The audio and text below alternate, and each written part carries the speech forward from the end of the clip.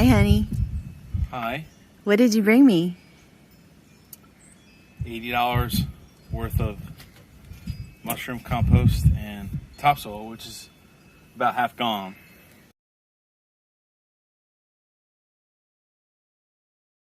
Where did it go? The raised beds. Your raised beds. Yeah? Yeah. What are we going to fill yours with? Hopefully, if the beautiful lady behind the camera starts the jalapenos and the ghost peppers and the super hots and the whatever else was, then they'll go up the mountain. But what are you going to fill those beds with? Basically the same stuff. Oh, does that mean you got to go get more? Yeah, I'm kind of thinking, I was hoping to go again tonight, but I don't think that's going to happen. It's probably going to be tomorrow. So one bed is done, and then probably like a quarter. The beds are 3 foot by 6 foot, plus or minus a few inches.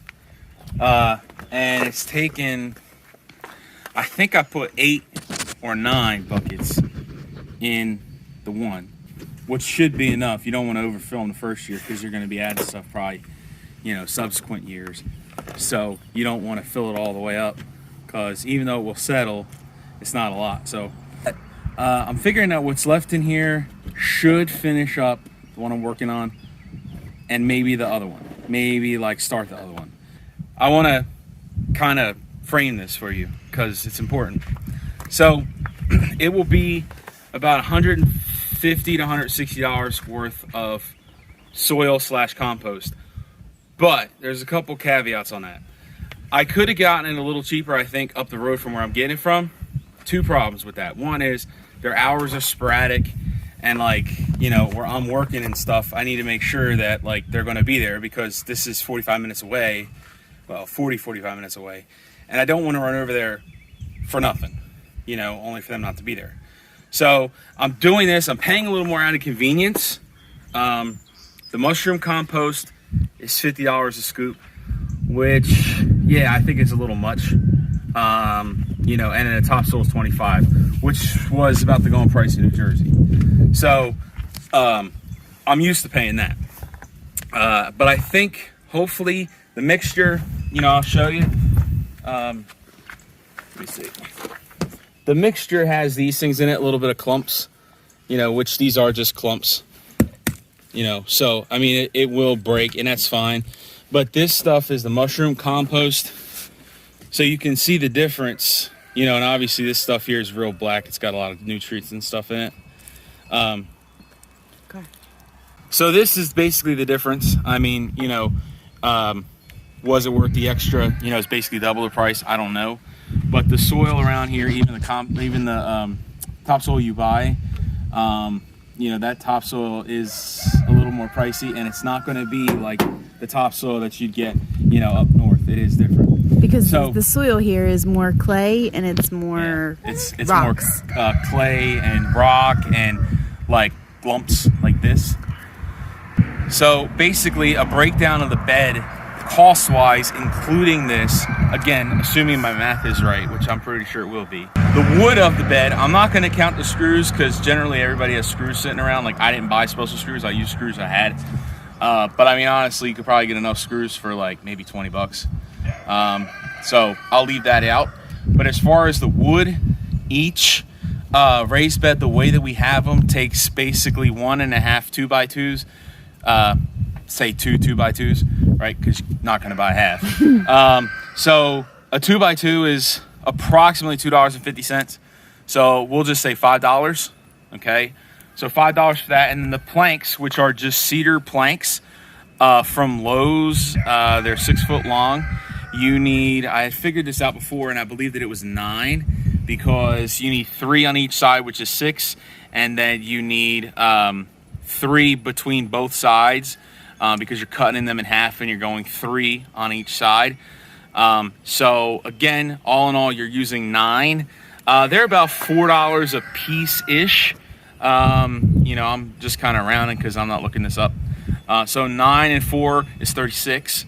So 36 and 5 would be 41.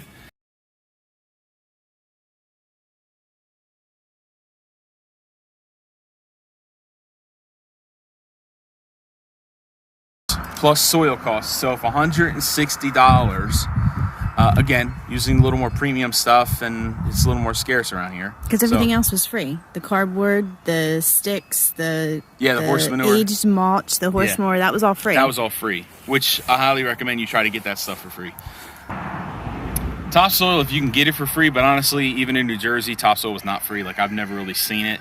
Usually, if it's free, it has glass in it. And God knows what else. And God knows what else, yeah. So, I mean, I wouldn't recommend that. But the topsoil, again, you could get, I know in New Jersey, it was a much bigger scoop, and it was $25.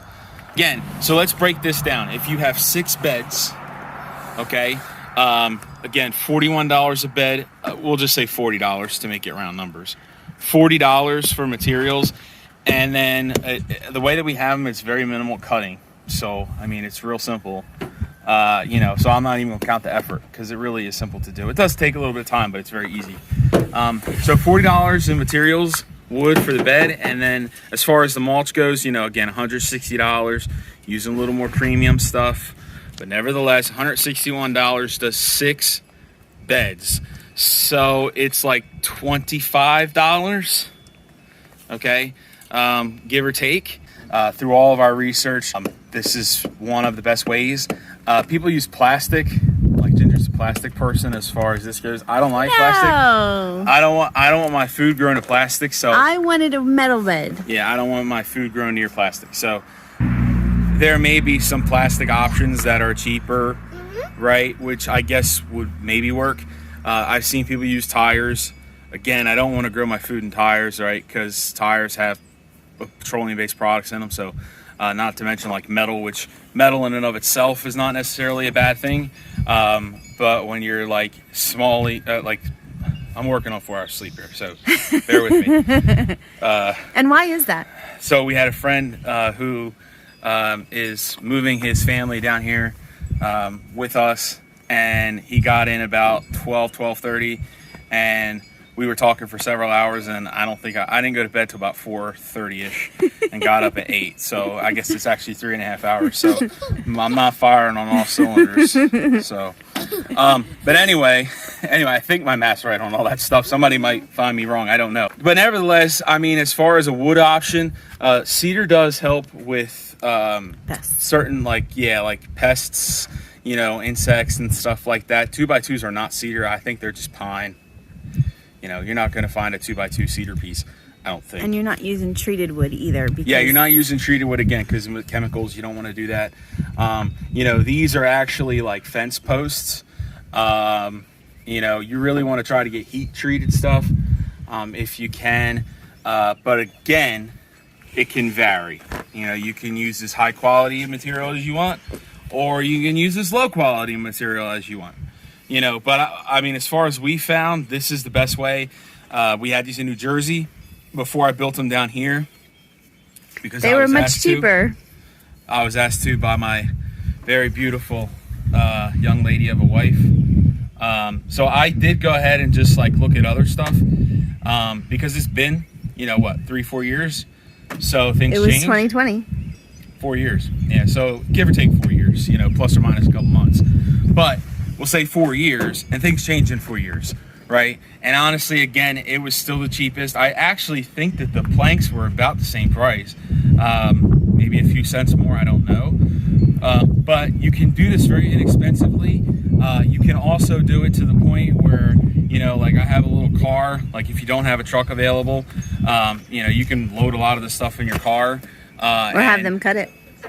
I don't know if they'll cut the 2x2s, but I will say, like, again, like my little Chevy Cavalier that I used to go to work in, the thing is, the poor girl is on her last leg probably. She's a beater, but she gets to where I have to go, and she has she's got a 4-cylinder engine in her, and you know, I don't think that car will ever expire.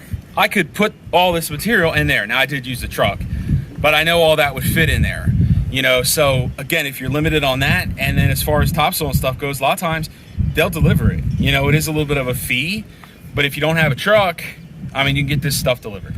You can literally put these like pretty much anywhere So any little space you have, just make sure you leave yourself enough room to walk between them. You can move them. And yeah, you could move them, but you don't want to. I mean, if you have to, but honestly, don't put it somewhere and say, "Oh, I'll move it later." No. Just put it where you're going to put it permanently, because they are a pain to move. But yeah, get them where you want them, and then you can grow a whole bunch of stuff in them. You can also make them different sizes. We make them a little more narrow, because Shorty over here, reaching, she can't really reach it if I made them 6x6, which would what they would be if I didn't cut the planks.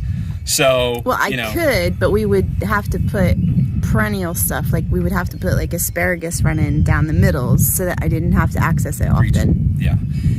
Or that I could wait until you can harvest. You can do that. I mean, again, you can make them. You could probably find a way to make them even bigger than that.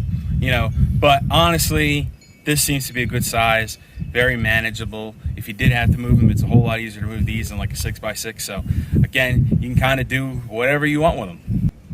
Shall we go take a look? You said you had one full, right? Yeah. Okay, let's go take a look. Those mussels.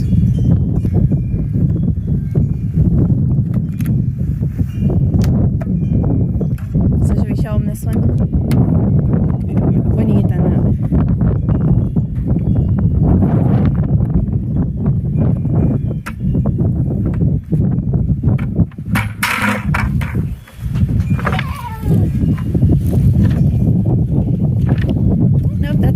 The right tool.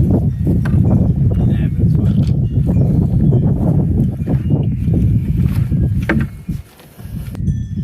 Okay. All right, so here's what we got. We got the garden beds here. This one is the one that's half full. Pretty much literally half full. This side here might add a little bit. This is a pitchfork, which probably not the right tool. My compost fork. And I have a rule. He's got a rake. He's got a rake. Probably not the best thing for it. It doesn't matter. Anything will work. Just spread it out. Doesn't have to be uniform. The rain will do that. So we'll see how this goes. But I'm thinking probably 3 more buckets in this one. When I take it up to the mountain where mine are, I put them in the back of my side-by-side and drive that up there. A lot easier than buckets. But logistically here, it's kind of hard to get side-by-side down here, and you're certainly not getting a truck down here. So this is pretty much the way we have to do it, which is fine. So we've got 1, 2, 3 cedar fence posts, 6 foot long. We've got a 2x2 in each corner, and then middle ones. Yeah, the 2x2s are 24 inches long. You can make them a little shorter or a little longer. So the reason why it's 1.5 is because 8 foot long, you cut them in 2 foot sections, you're going to get 4 out of each one. Okay, so this is 1, and that's half. That's how I'm getting 1.5. But usually, if you go to Lowe's, they sell them in bunches of 4. They're tied together. They're pretty cheap, honestly, and they're good to have around because you can use them for a bunch of different things. They're not always straight. No, you'll never find one that's totally straight, which also is normal. For this project, it doesn't matter. It really doesn't matter if it's straight or not. Over here, I don't think we mentioned this. And it's, this, I guess, is subject to what you want and what you have. But yesterday, I cleaned out the goat house. Goat house. And so a lot of that got put in here. Goat is not as harsh. Their poop is not as harsh as like chickens and stuff. Plus it's underneath of the soil. It's not top dressing where it's going to burn plants. Yeah, so it's not on top. I wouldn't do it on top, but just underneath. Because what's going to happen is rain and stuff is going to come, and the soil on top is going to leach the nutrients out of whatever you have underneath. So that's what you want. Over time, there's enough fertilizer in here for a long time. Mm-hmm. You're not going to have to do anything in these beds for a while, because the flip side of it is you don't want it incredibly rich either. Yes, I know things will grow in horse poop. I know that, but it already is. Yeah, stuff has a couple problems with that. One is, yes, things will grow in horse poop, but maybe it's just a like an idea in my head, like I don't want my stuff growing in poop. I don't know. But the other thing is it doesn't really clump together. You have a dropping usually, and what are you gonna do? Put a seed in it? I mean, you need actual soil that you can work in. And that's another thing. Do you really want to work in horse poop? Probably not, right? So there's lots of different things. So again, do it as you want.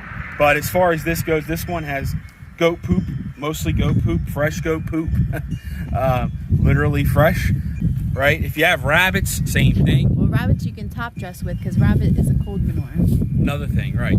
So there's a lot of different options if you can't get horse poop or cow poop.